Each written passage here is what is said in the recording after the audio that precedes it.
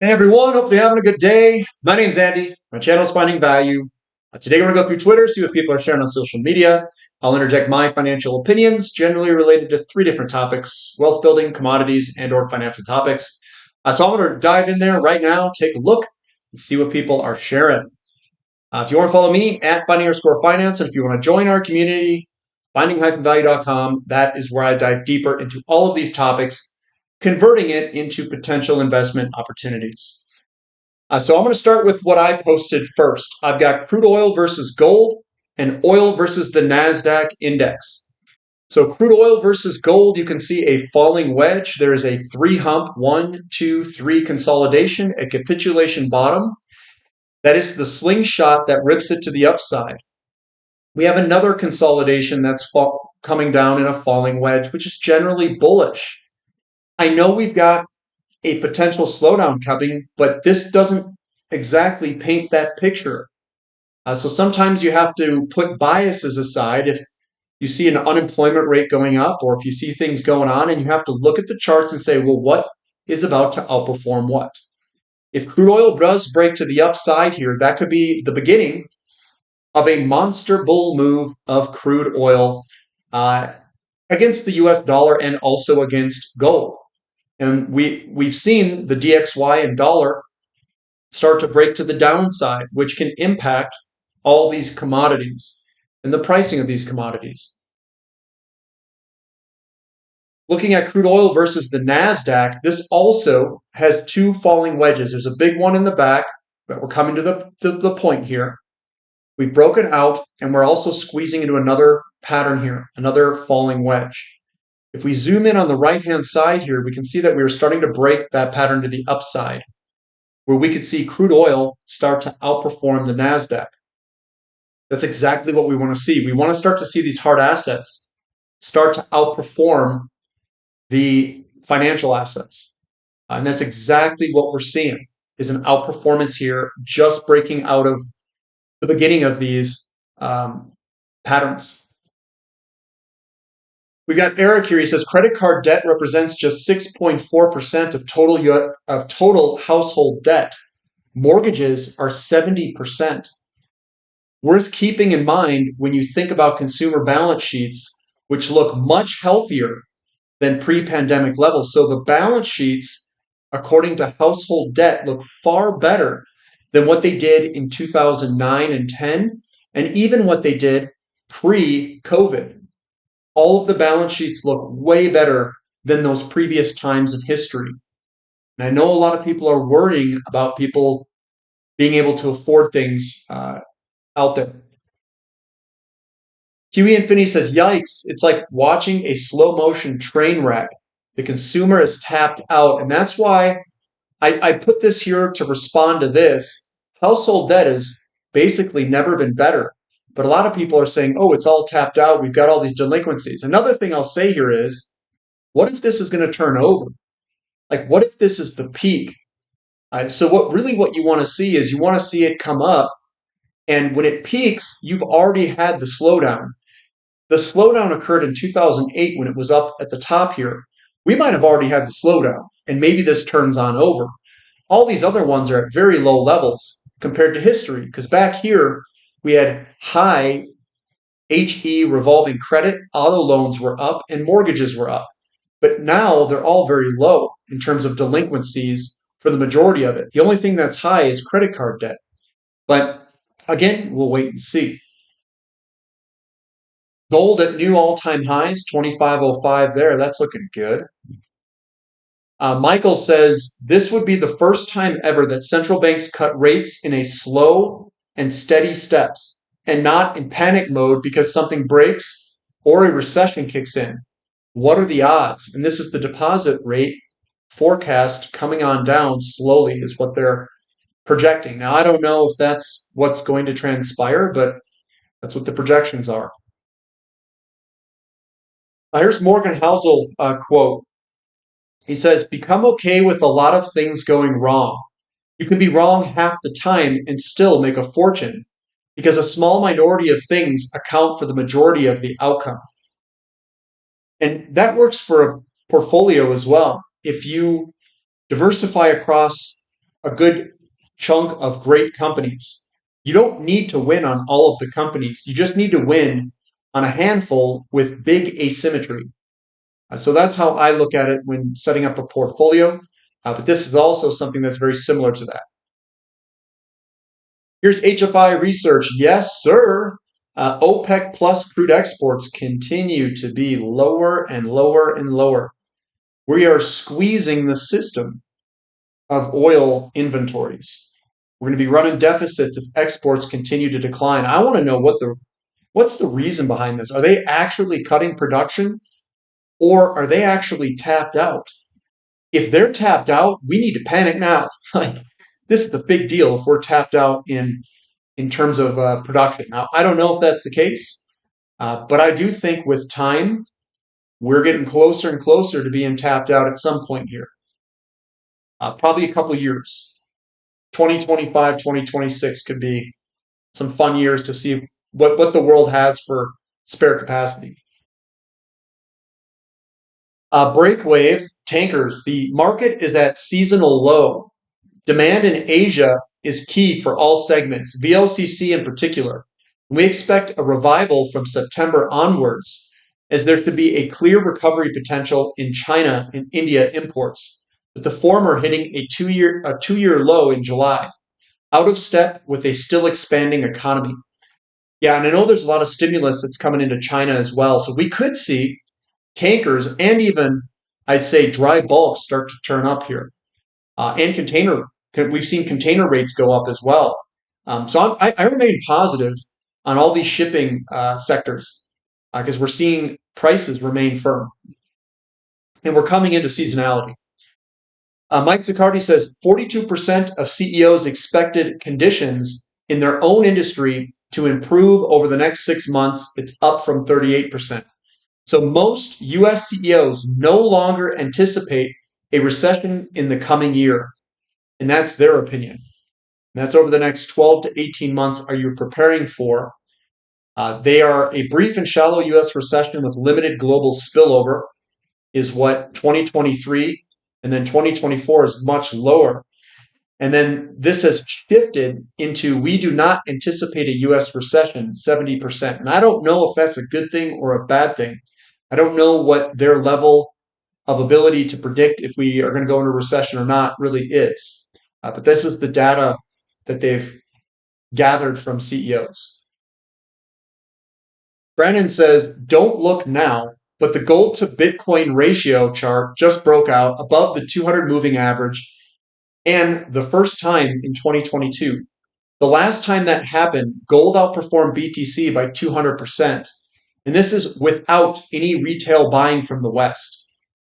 So this could be a double bottom that we're starting to break out on. And, this looks very similar to a NASDAQ chart from a longer time frame. Now, this is on a shorter time frame. Bitcoin cycles through these cycles faster, I think. The NASDAQ looks like this from a much longer time frame.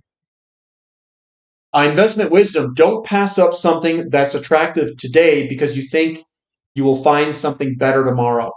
That's my analogy of buying finding something that you like for a really good price and be like, nah, I'll just wait for tomorrow. And then all of a sudden somebody else buys it.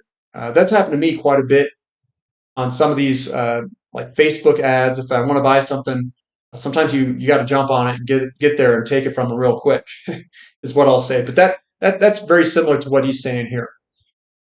Here's Grady. Again, we've gone over this once before. But this time it's starting to break out. So in a few years, many will look back and realize they overlooked this chart. That would be a life-changing mistake, an action that would not be reversible or possible to make up for. And this is the Huey gold miners versus semiconductors. We're just starting to break out right now of the downtrend pattern and line.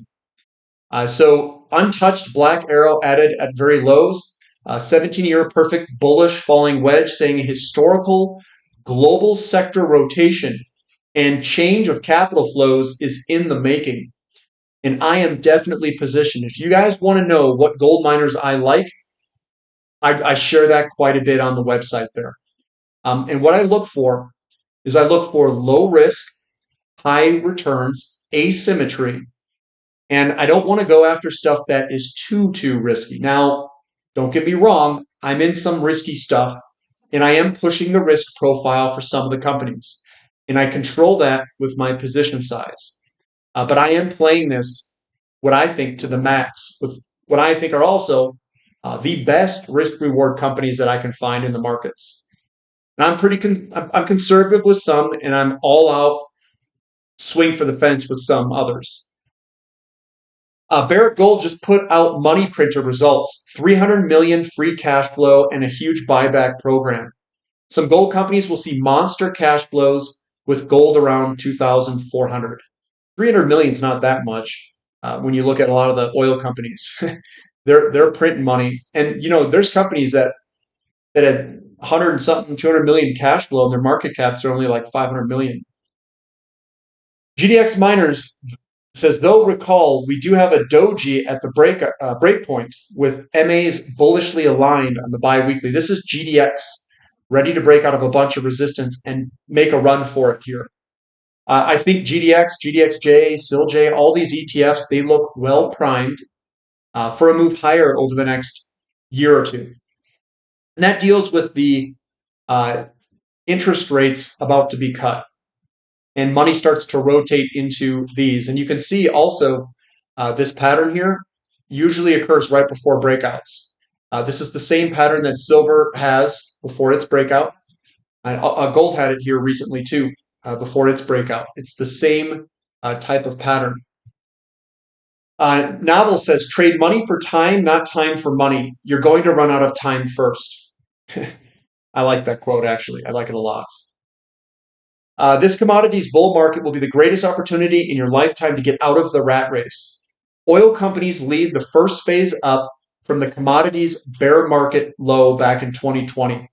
Now they have broken out and are backtesting versus general equities. So this is oil and gas versus the S&P 500. The bullish falling wedge, the breakout, the backtest, and hopefully we get a potentially big move to the upside where oil and gas outperforms. This is the money rotation within the system. It's moving to precious metals sectors, and it's moving to oil and energy sectors. That's where the bulk of my money is. Energy, shipping commodities, precious metals, and some other niche areas, diversifying mining companies. But there's a lot here to look forward to in all these charts. Oil is one of the most undervalued assets on the planet. So this is oil versus Bitcoin and oil versus gold. This is oil versus Bitcoin, and obviously Bitcoin has killed it here, but now it looks like it's going to hopefully come back up. What would cause that? What would cause oil to go up more than Bitcoin? Well, if money rotates out of technology and Bitcoin follows technology, you could see an underperformance of Bitcoin going down and crude oil going up as money shifts to hard assets and real things. Bitcoin is an intangible asset. So it could be lumped into the tech sector and trade very differently than maybe what people think it's going to trade as. Because I think some people think it's like this hard asset. I don't know about that. And we'll definitely find out as we trade through it over the next decade or so. Here's oil versus gold. And what I see here, obviously you can put a falling wedge that's broken out, but you also can look at it, if you draw a line across here, this is a shoulder, a head, and then a shoulder developing. And we're on the right-hand side of the shoulder here. So this is the left-hand side of the shoulder. This is the right-hand side of the shoulder. We're also at support. That's what this big volume candlestick is. So I hope that this gets some support right where it's at, and I hope that crude oil moves on up from here at some point. But it looks good for crude oil. Here's John Wake. Phoenix, months of supply a year ago was 1.7 months, and now it's 2.7 months. The market's a lot softer than last year this time, which is true, but 2.7 months is still a very low number. I consider Phoenix one of those areas where it's kind of like a swing city, and it goes up a lot and goes down a lot. Some of these cities in the West are like that. So California and Phoenix and Nevada, Las Vegas, Nevada are like that. But 2.7 is still very low. inventory level. But yes, it has come on up to more normal levels. 4 consecutive years of higher platinum group metal demand to new all-time high, plus supply deficits and record hedge fund shorts, while the markets keep screaming about recession and electric vehicles. Story old as time. So PGM demand is dead because of BEVs, they said, battery electric vehicles. Considering that ICE demand peaked 2017, this is impressive. Thank you, ever-increasing emission standards. And here it is, came on down, and now we're coming back up quite dramatically for total platinum demand in auto catalysts. This is platinum auto catalysts. Keep in mind, this also fell because of the Volkswagen Dieselgate scandal. They were cheating emissions, and there was a big kind of rollover of diesel vehicles to something else, and now it's all coming back. So that's the platinum demand kind of looking out forward. You don't say, so unemployment rises gradually, then suddenly. The increase in the unemployment rate tends to be smaller at the start of a recession, but it gets large quickly if we are in a recession area. But we've got conflicting data and conflicting opinions about us entering a recession. Obviously, CEOs, 70% think that we are not entering a recession based off their opinion.